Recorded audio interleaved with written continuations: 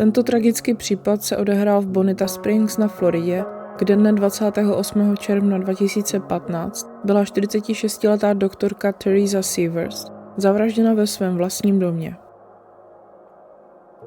Teresa se právě vrátila z rodinné dovolené v New Yorku, kde byla se svým manželem a 2 dcerami. Její manžel a děti zůstali v New Yorku, zatímco Teresa přiletěla domů dříve, protože měla následující den domluvenou schůzku s pacienty. Když Teresa vešla do kuchyně svého domu, byla bez varování brutálně napadena.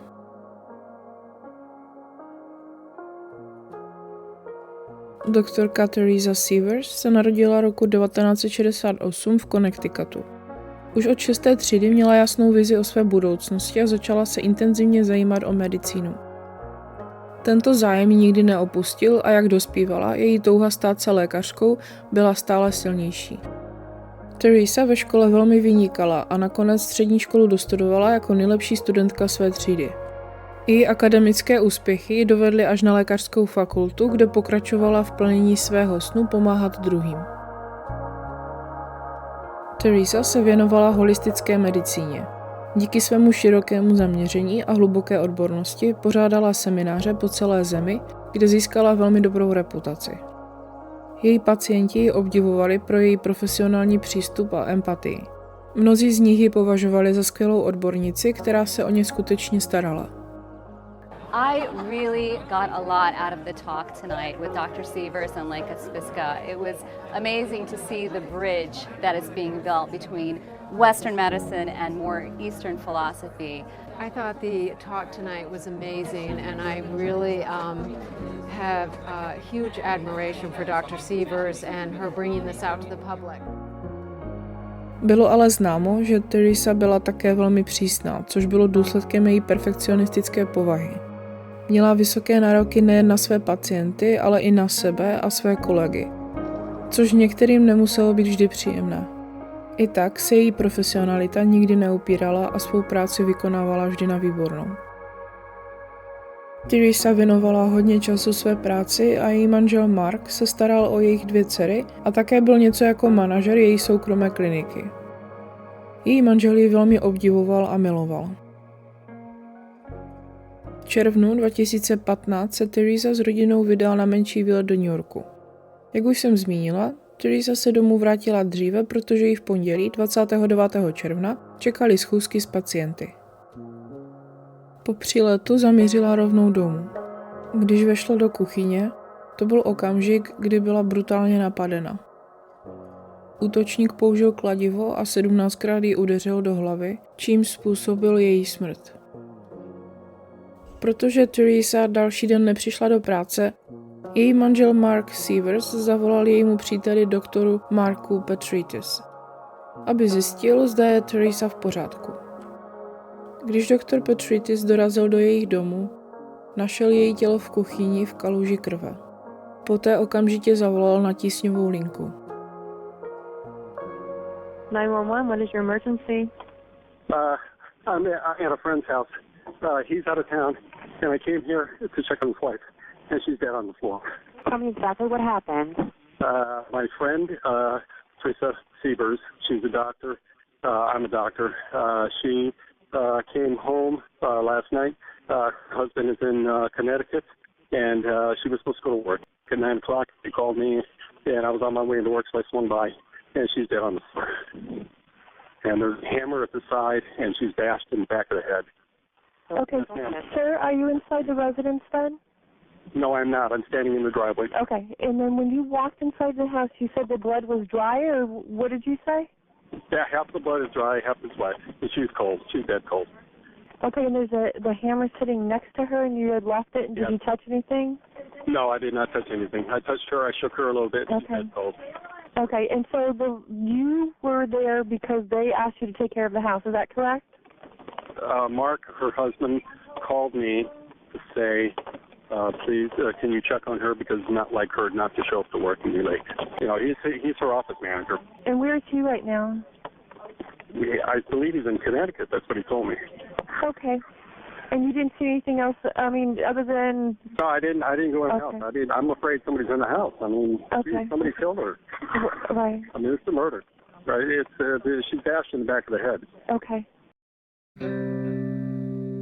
Když doktor Patricis zavolal Markovi a řekl mu, co se stalo, Mark neprojevil žádnou znepokojenost ohledně zranění své ženy. Místo toho se ptal, zda šlo o loupež. Nezeptal se, co přesně se Terese stalo, ani jaká zranění měla.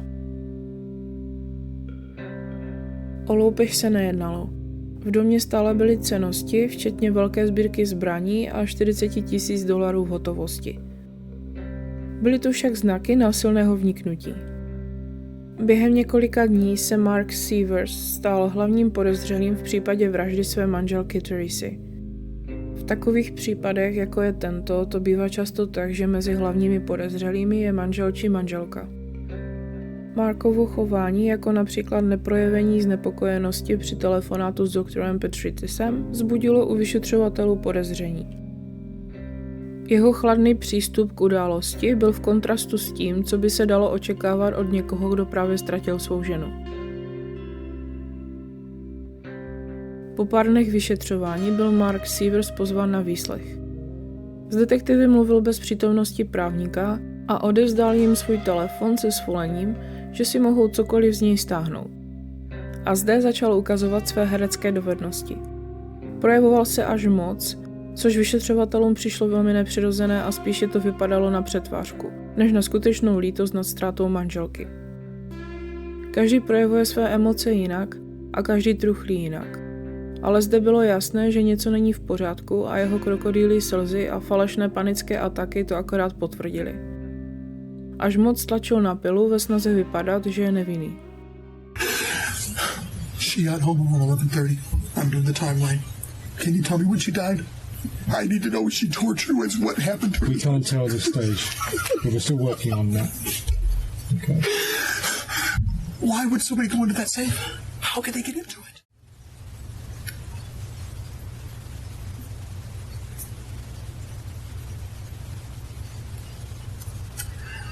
Oh my God.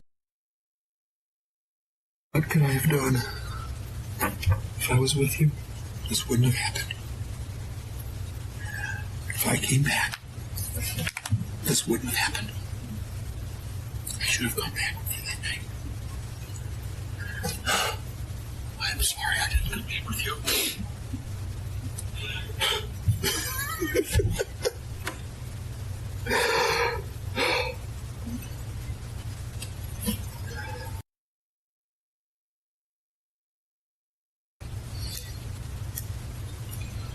Oh my gosh.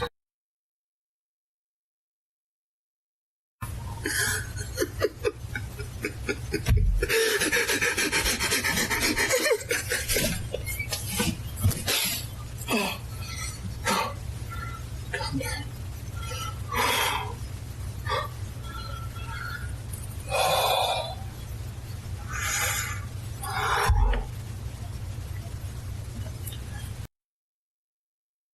I do this.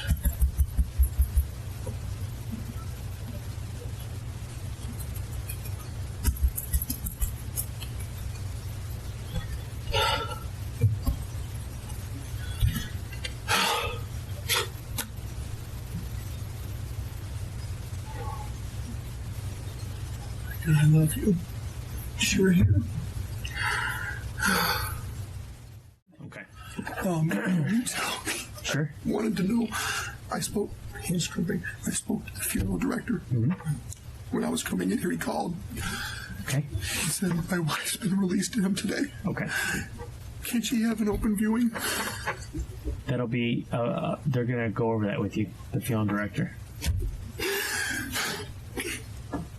That'll be on That's what? with them, not with you guys. And I didn't know that. Yeah, that'll be up to them, and they'll go over the details with you about that, and they'll afford you the ability to see your loved one. Like I said, from experience and personally. You've lost somebody? Yeah, my brother.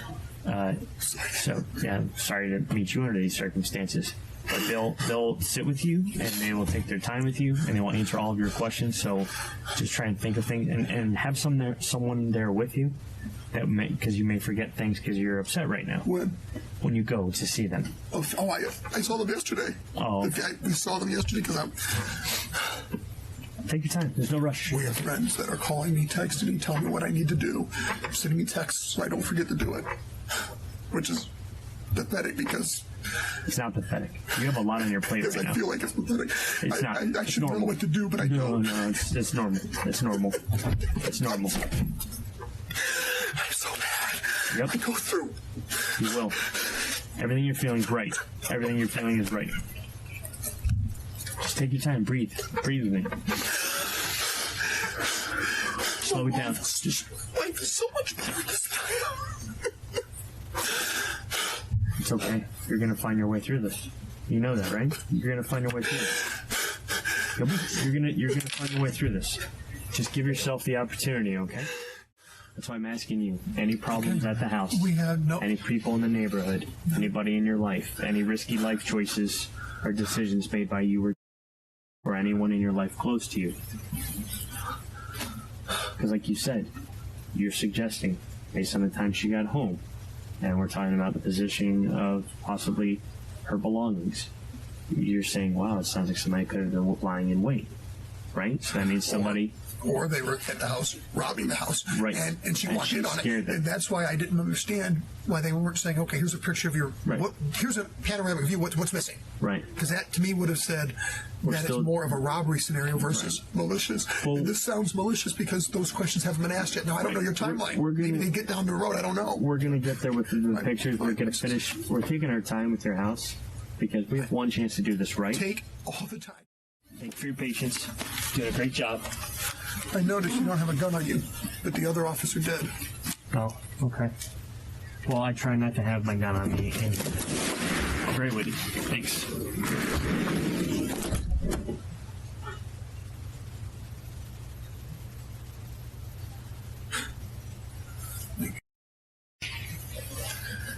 Help us find this.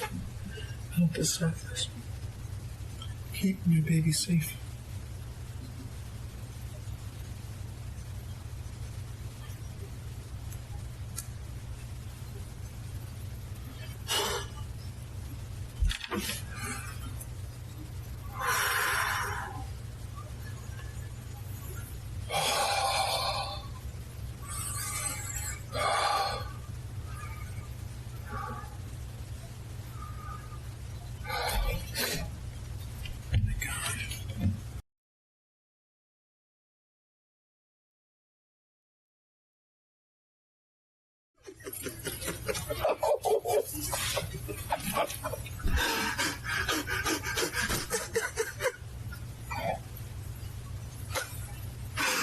Okay, she got hit coming in the house.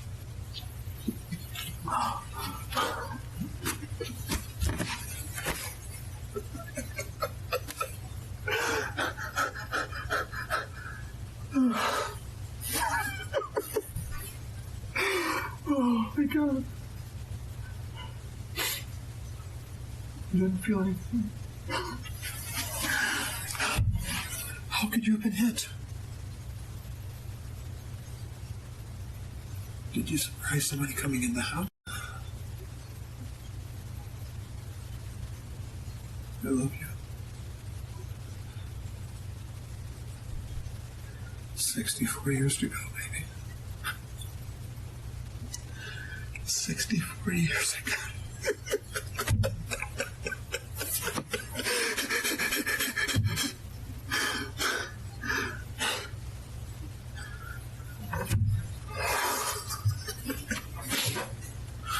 Oh, my angel.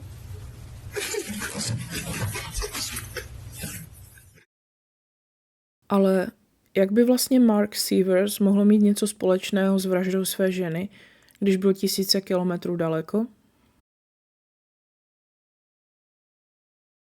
8 dní po její smrti se konal pohřeb. Ceremoniál se uskutečnil za účasti velkého počtu lidí, včetně jejich pacientů, kteří si ji vážili nejen jako lékařku, ale také jako osobu. Během vyšetřování padlo podezření také na její zdravotnickou asistentku Sandru Hoskins a jejího manžela Franka, který na klinice také pracoval. Sandra tvrdila, že se k ní Teresa někdy chovala nepříjemně. Podle její výpovědi Teresa byla nejen kritická, ale dokázala i hlasitě křičet na ní a na pacienty, což bylo pro Sandru těžké. I když byla pro Sandru mentorkou, její chování se jí nelíbilo. V den, kdy Teresa nepřišla do práce, Sandra údajně plánovala podat výpověď. Navíc její manžel Frank byl vyhozen Markem Sievers o 9 měsíců dříve. Na výslechu byla také sestra a matka od Teresa a obě z nich zmínili Sandru a Franka. Is there anyone in particular want to harm her for any reason? Okay, this is where we need to talk. Okay. This is what came to my husband first. There's a person that works in Teresa's office. Her name is Sandra. You've probably spoken to her already. Sandra. I don't know her last name. Hopkins, something She like was that. the only Sandra. She's probably maybe 50, Yes, ma'am. thin woman. Teresa has worked with Sandra for, I was there with her on her 40th birthday, for probably 7 years. Mm-hmm. My sister was getting to it. My sister tried to help everybody, to the point where, let me buy this for you, let me help you do this, let me get you here, Mm-hmm. let me buy you a car, whatever she couldn't do. Mm-hmm. But over the years, last couple of years, she would say to me, "Son, just drive me out of my, I'm going to censor everything because my sister was great for F-bombs. Drive me out of my freaking mind." Mm-hmm. You don't censor, you just be straight up. Okay. That's cool. She's like, "Drive me fucking crazy, Dill." Yeah. She drive me fucking nuts. She goes, "Listen to what she did today." She's also heard her say over the years that, Sandra was bad-mouthing Teresa. Mm-hmm. Now, you may not like your boss, but you don't bad-mouth them to patients that are coming in the doors, like Dr. Sievers, she's a bitch. Did she have any that she fired that she was concerned about? Did she ever fire any employees? Well, that she might have complained about? fired others. The only one, I don't even know if it was a firing, but there was a fellow named Frank that they, gave him, asked him to leave. And whether they gave, I think she was always so generous. She probably gave him a severance package, if I'm not mistaken. She Right. did. But, and then his wife Sandra worked there, and, she didn't always do everything right either. And it was so hard to get good help in any field, Oh, absolutely. And I think she had told Sandra, and I just heard this the other day in conversation with other people that, she had told Sandra, I think she had told Sandra that, you really need to try to find another job because I really need to replace you or something. Dále byla na výslechu také matka od Marka Sievers, Bonnie Sievers. Ta měla během jejich výletu v New Yorku chodit krmit jejich mazlíčky. V neděli dala Markovi vědět, že má problém nastavit jejich alarm. Ten jí na to jen řekl, že to nemusí řešit. S tímto se také svěřila detektivům. While you were at the house, did you have to press in a code to disarm their alarm? I pressed, yeah. Okay. Well, and also a code to open up the garage door. Okay. Do you remember setting the alarm each time that you left? Well, the first day I got there, the alarm was not set. Okay. And I figured that was because they were rushing out early and I was coming that afternoon. And when I left, I set the alarm.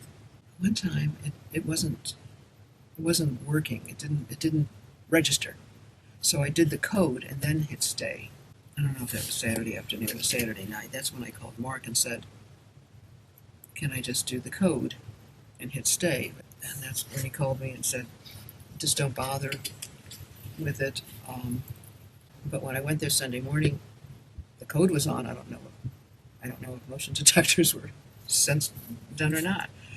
But when I left, because he said you don't have to set the code because he's concerned about the motion with the thing, so I didn't set it. And this was Saturday? Sunday. Sunday? So I really feel that it's my fault. And you cannot blame yourself. Bonnie si tak dávala za vinu, že kvůli ní se útočník dostal lehce do domu. Konečně po skoro 2 měsících od začátku vyšetřování se podařilo tento případ posunout dál. Na základě tipu, který policie dostala, byl v srpnu 2015 zatčen Curtis Wayne Wright a Jimmy Ray Rogers. Tito muži se nenacházeli na Floridě, ale v Missouri. Toto byl velký šok pro všechny, kdo znali Teresu a jejich rodinu. Jimmy Rogers jim nic neříkal, ale Curtis Wright? Curtis byl nejlepším přítelem od Marka Sievers. Oba vyrůstali v Missouri. Curtis byl na jejich svatbě a také na pohřbu od Teresy. A Mark byl jeho svědkem na svatbě. Kdykoliv měli na klinice problém s počítači, Curtis přijal tento problém vyřešit. Mark a Curtis byli jako bráchové a dokonce tak i vypadali. Jejich podoba je neskutečná. Lidé popisovali Curtise jako pohodového člověka, který se zajímá o počítače. Jeho minulost však není úplně nevinná. V roce 1996 v St. Louis záhadně zmizel kazatel Ronnie Bowen. Jeho auto bylo nalezeno na parkovišti, klíče stále v zapalování a dveře otevřené. Ronnieho se nikdy nepodařilo najít a poslední osoba, která ho viděla, byl Curtis. Bratr Ronnieho znal jak Marka Sievers, tak Curtise a věří, že Curtis má se zmizením jeho bratra něco společného. Nicméně Curtis v tomto případě zůstal jen jako zájmová osoba. V roce 2011 strávil krátkou dobu ve vězení za držení drog. Právě tam potkal Jimmyho Rogers. O několik let později, v roce 2015, byli oba obviněni z vraždy Teresy Sievers. Jimmy Rogers měl přezdívku Hammer, v překladu kladivo. Nástroj, kterým byla Teresa zavražděna. Oba se v den její vraždy nacházeli na Floridě. Detektivům se podařilo vystopovat auto, které si pronajali na cestu. Vozidlo bylo vybaveno GPS systémem, díky kterému bylo možné zpětně dohledat jejich přesnou trasu. 28. června 2015, 6 hodin ráno, dorazili k domu rodiny Sievers a deaktivovali bezpečnostní alarm. To vysvětluje, proč měla Bonnie ten den problémy s alarmem. Když později přišla nakrmit domácí mazlíčky rodiny Sievers, všimla si, že alarm byl vypnutý. Curtis a Jimmy se poté zastavili ve Walmartu, kde nakoupili pytle na odpadky, vlhčené ubrousky, černé ručníky, černé boty a sadu na otevírání zámků. Poté se šli projít na pláž. Prostě zabít čas. Protože to je přece běžná věc, kterou člověk dělá, než jde někoho zavraždit. Později se vrátili do domu a čekali, až Teresa přijde. Když detektivové získali tyto informace, zaměřili se na Jimmyho přítelkyni. Nejdříve ji navštívili a poté si ji pozvali k výslechu. Během něj popsala, jak její přítel Jimmy společně s Curtisem jeli někoho zavraždit. A přitom vypadala naprosto znuděně. But now we came to your house earlier today, and we had a search warrant for your house. And speaking with you, you told me that Jimmy Ray Rogers, who is your boyfriend, actually did go to Florida with Wayne for the purpose of committing a murder. Like after you guys came, I asked him if he went to Florida, and he told me yeah. And then I asked him what he went down there for, and he said to make money. And then asked him how does he make money, and it was murdering Mark's wife. And did he say how he murdered her? With a hammer. And why do you think he would use a hammer? Jimmy. Is that his weapon of choice? Or? Yes. Proč by tedy Curtis, nejlepší přítel Marka, chtěl zavraždit jeho ženu? Poté, co detektivové prohledali mobil Marka, našli pár věcí, o kterých se Mark během výslechu nezmínil. Měli problémy v manželství a jejich finanční situace také nebyla nejlepší. Jelikož byla Teresa ta, co nejvíce přispívala do rodinného rozpočtu, vzala si na sebe 5 životních pojistek pro případ, že by se jí něco stalo. Celková hodnota byla přes $4 miliony. Po dobu 8 měsíců Curtis stále tvrdil, že je nevinný. Ale potom, co mu hrozil trest smrti, konečně povolil a řekl, jak to celé bylo. Mark zaplatil Curtisovi a Jimmymu, aby zavraždil jeho manželku kvůli životní pojistce.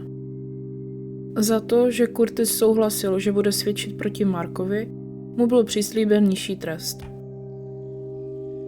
Detektivové zatkli Marka Sievers. Curtis sice přiznal, že to byl on, kdo zavraždil Terezu, ale Mark byl ten, kdo to celé vymyslel. Curtisovi měl zaplatit $10,000. V jeho mobilním telefonu našli diář, který si vedl a pravidelně do něj zapisoval, v jakém stavu je jeho manželství. Zmínil se, že přestal věřit své ženě po tom, co potkala nějakého muže. S tímto mužem Teresa nic neměla, ale Mark ji přesto žárlil. Vadil mu její rozpolcený vztah k němu a to, že jejich intimní život nebyl takový, jaký by si představoval. Jeho ego také ránilo to, že Teresa byla ta, co vydělávala více a více tak přispívala do rodinného rozpočtu. Jeden z jeho dalších záznamů v diáři byl: řekla, že ví, že mě přitahuje, i když procházíme takovou krizi. Řekla mi, že jsem jí přestal přitahovat. Na to jsem jí hned upřímně reagoval, že ona už taky není pro mě přitažlivá. Nelíbilo se jí to, ale ocenila mou upřímnost. Bylo by hezké sdílet intimní chvíle s osobou, o které jsem si jednou myslel, že je to láska mého života. Možná je našemu vztahu opravdu konec. Teď to vypadá, že náš vztah je lepší a poslední dny mě líbá sama od sebe. Toto napsal 24. června 2015. 4 dny před její vraždou. Let's go back to now 10:30 in Bonita Springs, 10:30 p.m., June 28th in Bonita Springs. You said you and Mr. Rogers had returned to the house. Yes. What did you do when you came back to the house? The first thing we did was, I noticed that the gate had been actually latched, so we went back in. We entered the garage through the same way, using the push button opener. Went into the garage, closed it. When we came in the garage, we went straight through and back out that side door. So we were actually in the yard right outside the door. The reason for that was that Jimmy brought the suits and the gloves and the things. So that's actually where we got dressed out at. So. Okay, and these suits, are they long pants or short pants? No, they're long sleeve, long pants. And are they thin material or thick material? No, it was hot. Went back in the house. Jimmy looked around, kind of see if he found something that he might be able to grab. To my knowledge, nothing was actually taken. So had you decided how it was that you've decided where Dr. Sievers is going to die? Have you decided now how she was going to die? No, not at that point. We hadn't. There was a few different ideas. Initially, I would have liked to have seen it look like an accident. Obviously, the way it turned out, that was not a possibility. But Mark's suggestion was that she walked in on a robbery. So she got home, like I said, probably 25 minutes before we were expecting her. Well, let me stop you and ask you a question. I want to back up to the garage, okay? That side door. While you were out in the garage with that side door, did anybody do anything to the side door? Yeah, because it was supposed to look like a break-in. I actually pried that side door open. It was unlocked and it was open anyway, but I pried it so that it would look like somebody had broke in. Now, if you had pried open that side door to make it look like a burglary, then how was Dr. Sievers' death going to look like an accident? Well, that was somewhat of a mistake, but I had not. My intention was to. This may sound strange, but to put her in a chokehold, which isn't choking somebody, but it cuts the blood off, so the person passes out pretty quickly, 5 seconds. To locate any weapons in the house potentially be used on Dr. Sievers? I never looked for a weapon. I know that there were things in the house. Mark collects guns, and they're probably in a safe. I never even looked for them. I don't think Jimmy did.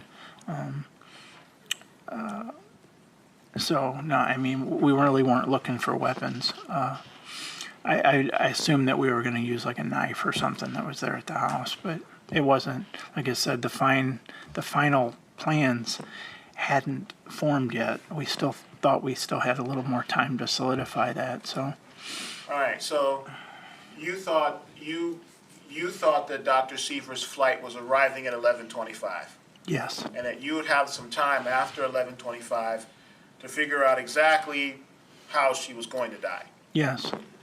And I didn't see it being such a violent situation. So, I thought that we would have had plenty of time to make it look like a burglary or whatever after the fact. It just didn't.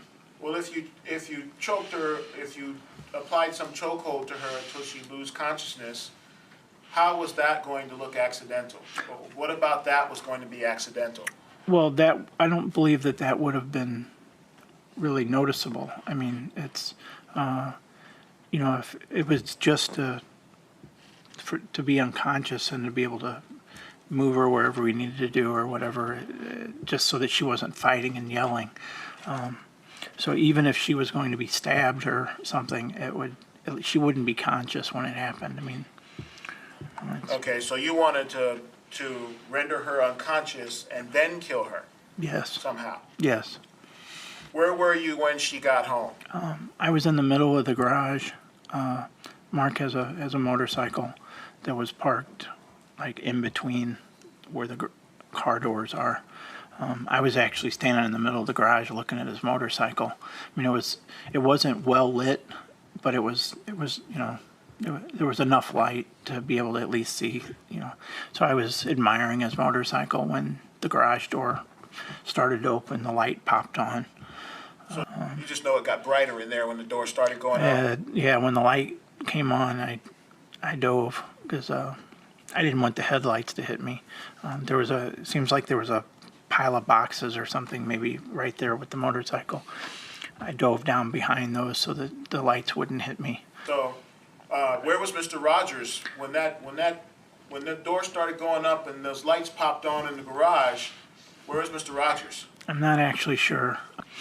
Well, Mr. Wright, now in the 11 o'clock hour on June 28th, you're at least less than an hour away from having to kill Dr. Sievers as per Mr. Sievers' request.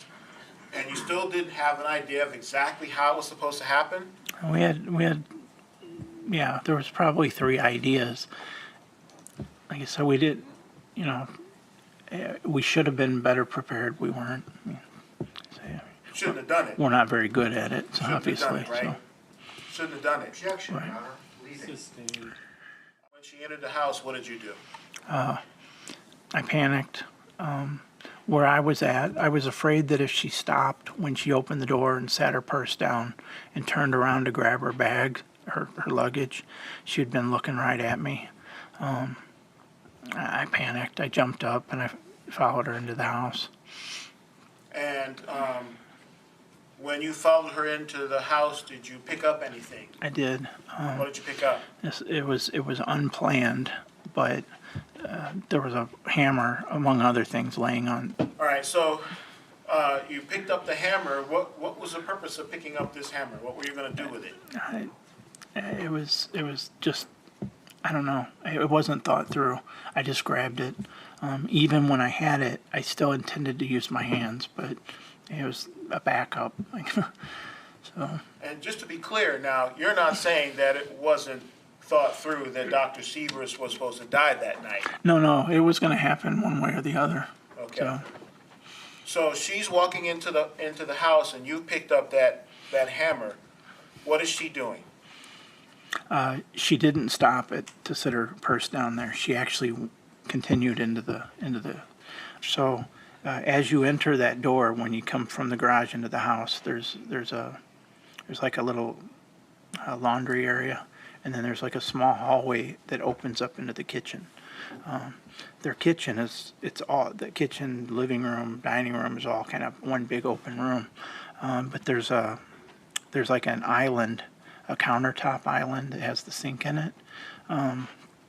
There in the kitchen. So as you walk into that kitchen, you're right at the end of this island that runs all the way across, and it crosses all the cabinets, and so there's it's like an aisle between the inside of this island and to where the refrigerator and things like that are at. So.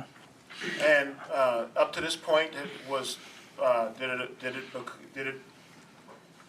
did you become aware up to this point that Dr. Sievers was aware of your presence?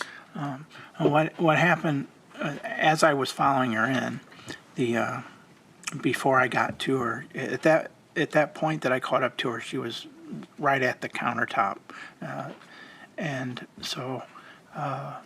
But right before that, there's a dog dish. It's on a stand because the dogs are older dogs, and so they don't have to bend over so far. Their dog dish is actually on a stand, and it's in that little hallway. And I've kicked it, tripped over it. I'm not sure of the right term, but I've hit that thing with my foot. I think every time I've been over there. So but I. Did it make a sound? I kicked that stand. The dog dish went flying. Water went everywhere. She jumped and started to turn towards me. And when she started to turn towards you, what did you do? I hit her. I hit her with the hammer. You hit Dr. Sievers with the hammer? Yes. Where did you hit her?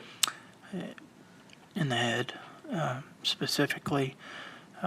I approached her. She was walking away from me, and it just got to the counter. Sat her purse on it. When I kicked that thing, she started to turn towards me. So, where I hit her at was she was turning to the right. She was turning to the right to face me, and so it would have been. Not necessarily the back of the head, but kind of the side, upper side. What did she do when you hit her in the head? She didn't seem to respond much. I thought that it would knock her out.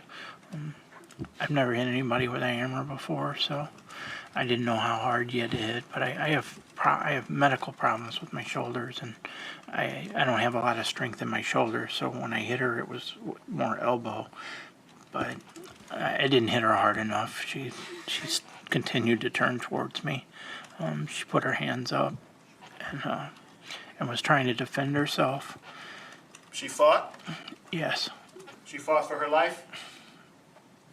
Yeah, she was surprised. I actually think that she thought I was Mark. She said, "Why?" Why would Dr. Sievers think that you were Mark Sievers? We look, maybe not right now, but at the time and in the past, we look really a lot alike. And I had a hat on that was just like one of the hats that he wears. So. How many times did you hit her? I hit her once solid. Once she turned around and had her hands up. I know I swung 2 more times. I know that I hit her 2 more times, but I think I hit her arms. I'm not really sure, though. I mean, they could have contacted. You wanted to hit her in the head? I was swinging, yeah, pretty much the same way. Where is Jimmy Rogers? Right after the third time I swung, Jimmy came from my right side and just started blasting her over and over and over.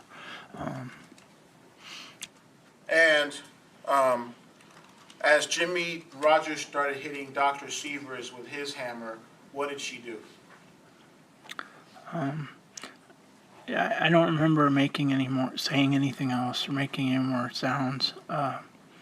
She was still standing up when he started hitting her, and he continued to hit her. And I think she bent over. I think she actually had one hand on the countertop, but he just kept hitting her, and then she ended up going down onto the floor. And after she was on the floor face down, he continued to hit her. And when did he stop? Well, when he kept hitting her on the floor, I asked him a couple of times. I said, "Jimmy, stop. Is it enough?" And but he wouldn't stop. So I actually went over there and put my hand on his shoulder and just like stop, you know. Well, let me ask you this. When you said Jimmy, stop, was it because you didn't want Teresa Sievers to be dead, or was some other reason why you wanted him to stop? No, it was just too much. I mean, she would have been dead no matter what happened, because that was the intentions. We went down there. That's what we were hired to do, but not like that. I mean, like I said, if it was up to me, she would have been unconscious before she was killed. So after you, when you told Jimmy to stop, did he stop? No, well, not until after I put my hand on him.